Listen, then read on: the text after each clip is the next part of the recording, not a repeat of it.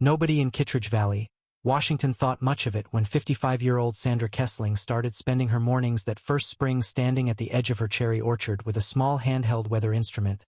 logging wind speed, cloud formations, and pressure readings in a notebook she carried everywhere. Sandra had retired 18 months earlier after a 31-year career as a commercial airline pilot, and most of the valley figured the habit was simply something a career aviator did out of muscle memory, harmless, maybe a little obsessive, but not something that had anything real to do with growing cherries. They were wrong, and it would take a violent, fast-moving windstorm during the height of harvest season before anyone in Kittredge Valley understood exactly how wrong, or how much they owed to a retired pilot's stubborn refusal to stop reading the sky the way her old job had trained her to. If stories about second careers, hard-won expertise, and the surprising ways one skill set prepares you for another matter to you, this is exactly the kind of story we tell every week. Go ahead and hit subscribe so you don't miss the next one. And if this story moves you, tap that like button before you go. It genuinely helps this small channel find the people who care about stories like Sandra's. Now let's find out what Sandra was really watching for in that Washington sky, and why an entire valley would end up grateful she never stopped looking up. Kittredge Valley sits in central Washington's cherry country, a stretch of irrigated orchard ground squeezed between dry hills that produce some of the state's most valuable sweet cherry crops. A short, intense harvest window each summer where a single bad storm at the wrong moment could wipe out a season's income in the time it took to load a truck. Sandra had bought her 22-acre orchard 3 years before retiring from flying, planning it from the start as the project she'd build once her flying career ended, and had spent her first full season learning the operation under the patient tutelage of Grady Fenn, a longtime orchard manager she'd hired to run day-to-day operations while she finished out her final years in the cockpit. Sandra's flying career had taken her through 31 years with a major commercial carrier, the last 12 of them as a captain flying long-haul routes across some of the most weather-variable airspace in the country. Commercial aviation trains its pilots in a particular, unforgiving discipline around weather, not general familiarity but precise, technical fluency in exactly the kind of atmospheric conditions that could turn genuinely dangerous with little visible warning to an untrained eye. Sandra had spent decades studying wind shear, downdraft behavior, and the specific cloud formations associated with severe convective weather, knowledge that had kept her and hundreds of passengers safe across 3 decades of flying, and that she'd never expected to use again once she traded the cockpit for an orchard ladder. What brought that training back into active use, almost without Sandra planning it, was a genuinely frightening close call during her 3rd season of retirement. A commuter flight she'd been riding as a passenger visiting her daughter in Seattle had encountered a sudden, violent wind shear event on approach, the kind of low-altitude microburst that had, in aviation history, caused several fatal crashes before better detection systems and pilot training reduced the danger considerably. The flight crew handled it competently and nobody was hurt, but the experience left Sandra thinking, with unusual intensity, about how little most people outside aviation understood about how genuinely dangerous a fast-developing microburst could be, and how differently the atmosphere behaved in the minutes before one struck compared to ordinary strong wind. She started paying closer attention to her own orchard's weather patterns that same season, initially just out of professional habit, the same instinct that had kept her checking instruments and scanning horizons for 3 decades even when nothing appeared to be wrong. She began logging conditions daily, wind speed and direction, cloud development, pressure trends, particularly during Kittredge Valley's notoriously unstable late summer weather, when hot, dry afternoon heat built the kind of towering, unstable cumulus clouds that commercial pilots learned to treat with real respect. Grady Fenn, who'd managed orchards in the valley for over 2 decades before Sandra hired him,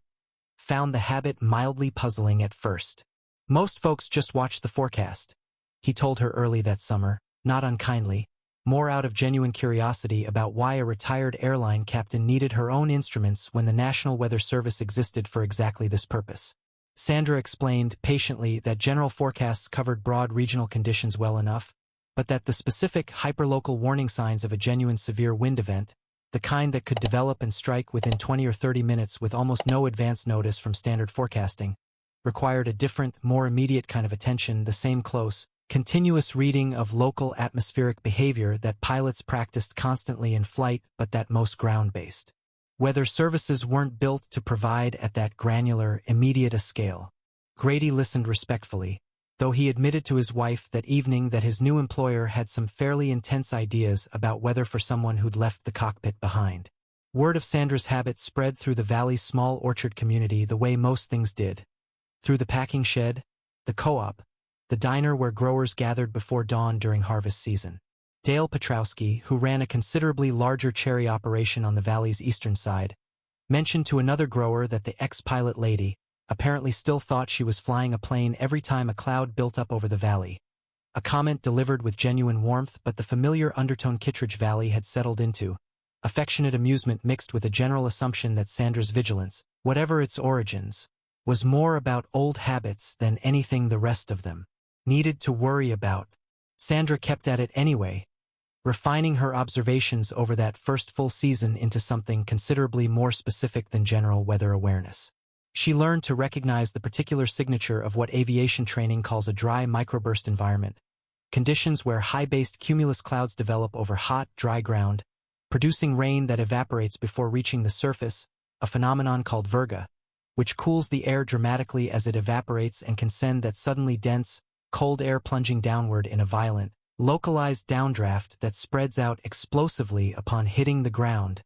producing damaging straight-line winds with almost no warning to anyone watching only for a typical approaching thunderstorm. Kittredge Valley's hot, dry late summer conditions, Sandra realized during that first season of careful observation, created almost textbook dry microburst risk on certain afternoons, precisely the kind of atmospheric setup her commercial aviation training had drilled into her as one of the most genuinely dangerous, least visually obvious severe weather patterns a pilot could encounter. The situation that mattered arrived on a hot afternoon in late July,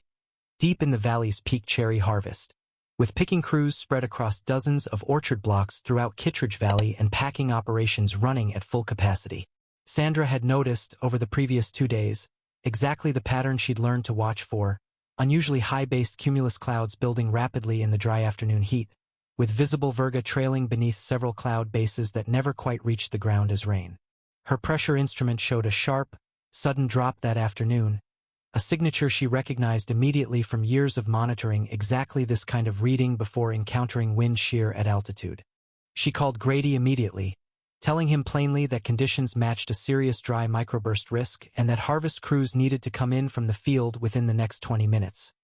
well before any storm would be visually obvious to someone without her specific training. Grady, who'd grown to trust Sandra's judgment considerably more over that first season than he'd expected to when she first showed up with her handheld weather instrument,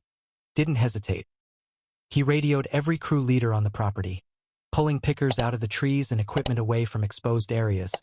and then, at Sandra's urging, called Dale Petrowski directly,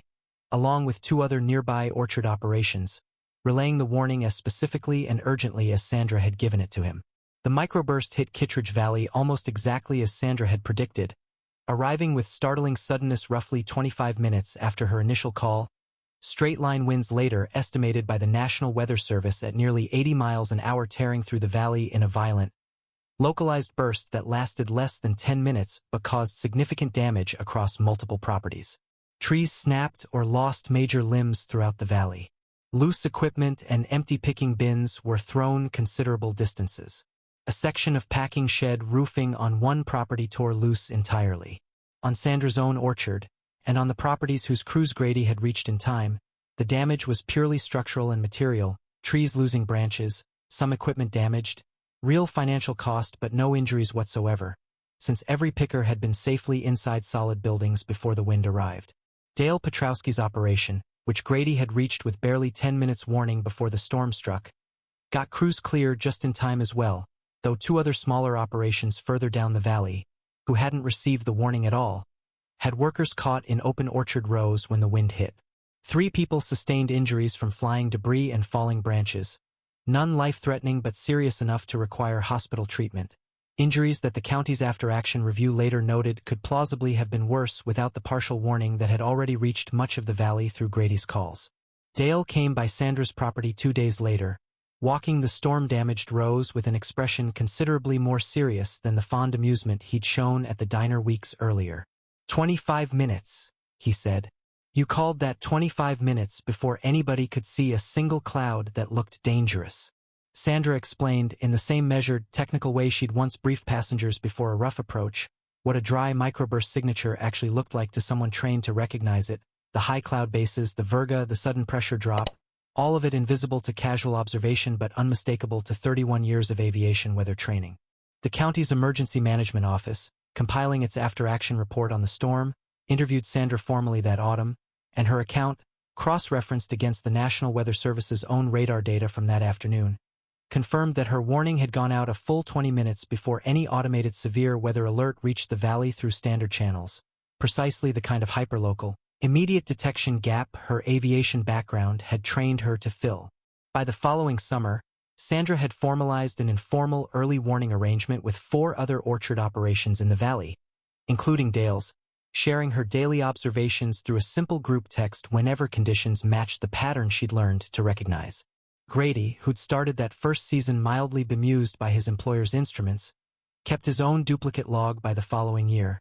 checking it every morning alongside the standard forecast out of habit rather than obligation. Sandra never made much of what happened that July. When people asked how she'd known, she usually gave some version of the same answer. She hadn't known with the certainty a forecast model might claim. She'd simply spent 31 years learning to read a particular kind of danger that didn't announce itself the way ordinary storms did, and she'd never seen a good reason that training should stop mattering just because she'd traded a cockpit for a cherry orchard. There is a particular kind of vigilance that transfers more directly between careers than people expect, the discipline of reading small, technical signs precisely enough to act before danger becomes obvious to everyone else. Sandra Kessling hadn't set out to protect an entire valley's harvest crews from a storm nobody else saw coming. She'd simply refused to let 3 decades of hard-won weather literacy go quiet just because she'd landed for the last time, and in keeping that vigilance alive over an orchard instead of a runway, she caught something that mattered far more than the fruit itself.